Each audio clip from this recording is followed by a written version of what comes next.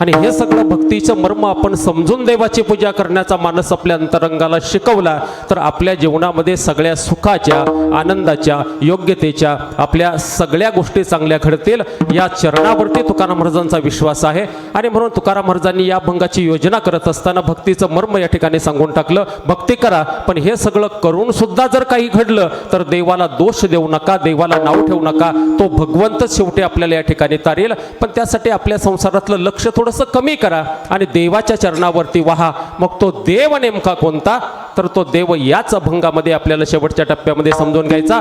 33 कोटी देवांचा अधिष्ठान आपण मान्य करा, कोणत्याही तीर्थक्षेत्राच्या ठिकाणी जा, पण अनादि अनंत पांडुरंगाचं स्मरण आपल्या प्रत्येक महाराष्ट्रातल्या माणसाच्या हृदयामध्ये आहे। आणि म्हणून त्या देवाचं एकदा आपण या ठिकाणी भजन करू। विठोबा रखुमाई, विठोबा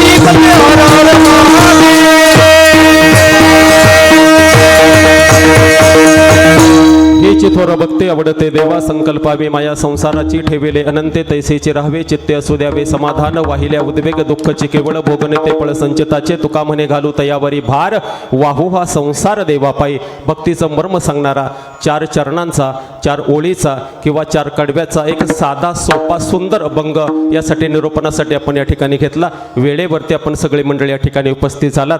कोणत्याही ठिकाणी जा, पुरुषांपेक्षा महिलांची संख्या विलक्षण असते, सगळीकडे जा।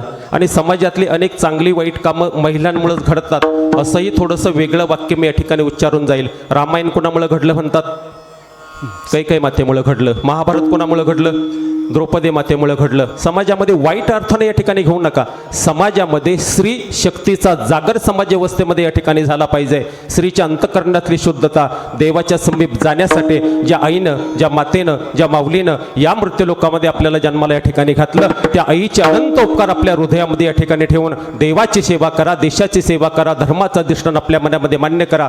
माझं शिक्षण MA BEd झालं, मला व्हायचं होतं शिक्षक, पण मी शिक्षक नाही झालो। माझ्या 2 सख्या बहिणी माझ्यापेक्षा कमी शिकल्या पण त्या मास्तरनी झाल्या।